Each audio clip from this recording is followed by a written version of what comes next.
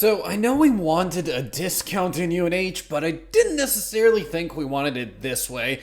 As UNH Group top executive fatally shot, UNH cut short-term investor conference.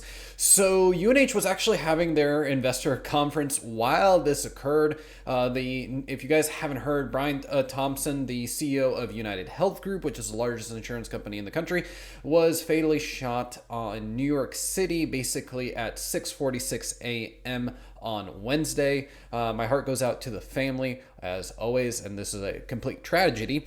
But again, what does this mean for the stock, right? We're here to make money on the stock market. We're not necessarily here to be super sympathetic about everything. I know that's pretty cruel, but that's how the world works, right? So let's talk about UNH. Where could UNH actually be going? And the news already came out with the market open, so we necessarily saw the knee-jerk reaction. The knee-jerk reaction was to the upside and to the downside. Really, not a lot of movement. UNH has been making higher lows recently, so as we can see, as well as lower highs, but that doesn't necessarily inspire confidence in the stock. So usually when companies have a big shakeup like this, when they fire a CEO, or in this case they lose a CEO because he died. Simply, it puts a shakeup in the company, and investors are scared of uncertainty. So that could result in UNH actually coming down. So if UNH were to come down, where would we expect it? Well, I spy with my little eye a nice little zone around 560. Considering this is where we had the previous gap, it would be a gap fill. We do have a sell signal kind of showing up on the daily right here, but subsequently that could mean that we're going to get some discounted prices in UNH. However, with this being the Goldilocks scenario for the market, where the market is just rally, rally, and rally, we'll get into the market in just a second, give you guys an update on the levels as we always do. Subsequently, we can see that UNH has had a little bit of a storied past. Subsequently, also, we can see the weekly isn't looking as strong as one would like it to be heading into their earnings in January, right? So we could see how earnings shake up. Could be we sell off into earnings and then we get a greater degree of confidence, especially when they announce guidance that, hey, this is our transition plan to basically seamlessly allow the transition of the company and the operation. So again, a 650 number wouldn't necessarily be super, super bad. It would be a slight discount from where we are now, and it'd be contrarian to where we traditionally see the market going, especially in the broader market. However, we do have a sell signal on the daily. It hasn't necessarily metastasized into anything. We could even maybe just dip down to 590 subsequently, catch a quick zone down there, and then continue to rally as the market has continued to rally subsequently into the Santa Claus rally period. So if I was looking to buy UNH, maybe dollar cost averaging all the way down to 560 would be where I'd be looking. Again, Fatal has talked about this company incessantly. He loves this company. He loves this UNH. We were talking about this company when it was $486, and now it's subsequently $580. So nice big win right there for you guys that follow that. And again, UNH, you got that knee-jerk reaction. So would I be expecting more downside? We can really go to the 4-hour to kind of see what's been going on here. And we just got a lot of chop.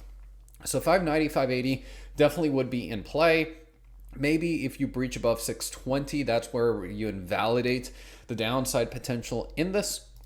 But I would definitely be looking in this area of 580. We're already sort of bought up with the news a lot of that 590 support.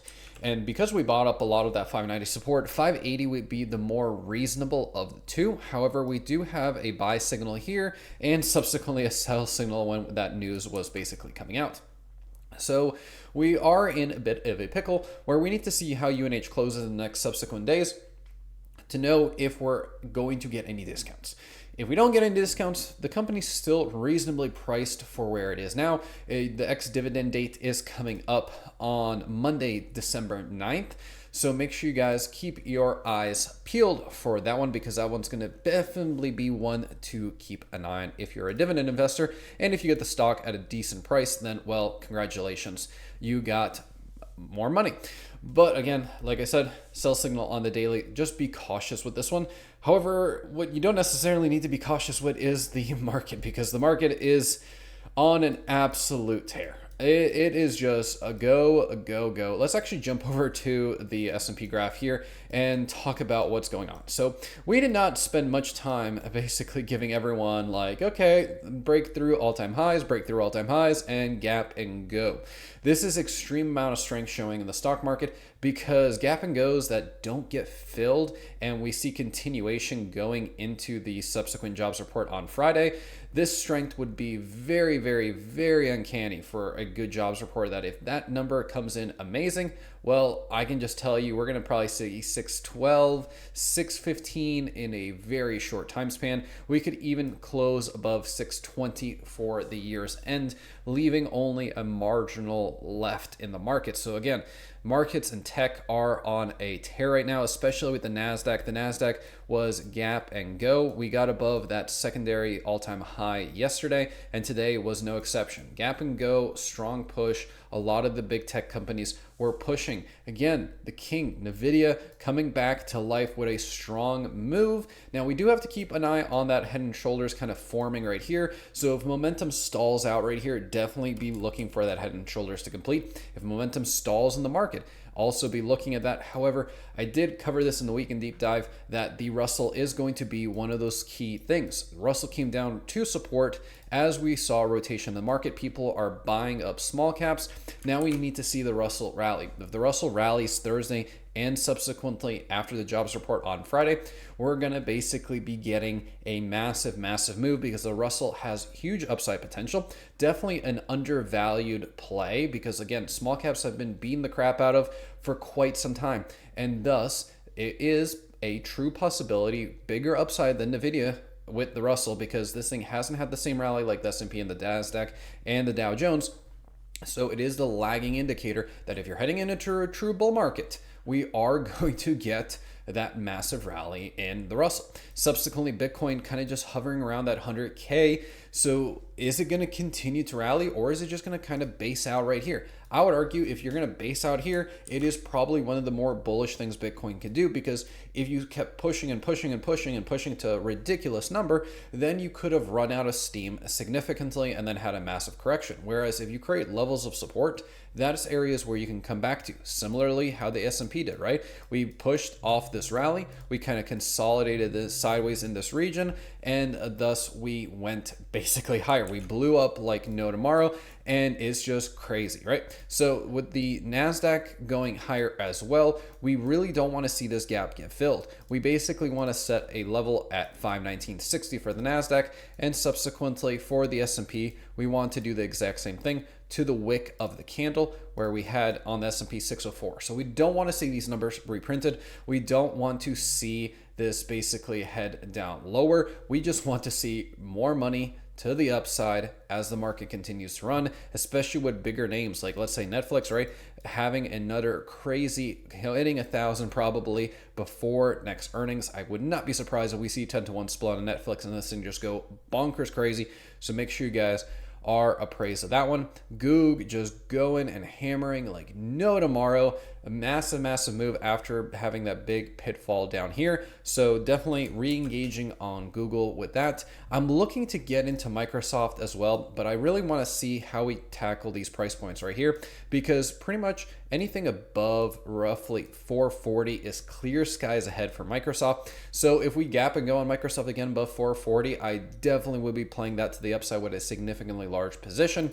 Meta as well, kind of having this doji candle as it going to blue sky breakout. So I want to see if we just retouch this previous level of 600, right? Psychological number, retouch it, get a nice bounce. That's where I'm going to be looking at Meta for re-entry, and also at Amazon, right? I want to see some of these gaps actually get filled on tech companies because that would be massive amount of buyers coming back in. I want them to basically get wick filled where we wick down, scoop up buyers and push back up. That would be the ultimate buying opportunity out there. And let's just quickly run through some of the bad news that everyone is talking about in the markets, right? We made a video about the yield curve, and subsequently the yield curve is just kind of doing its thing, kind of going sideways.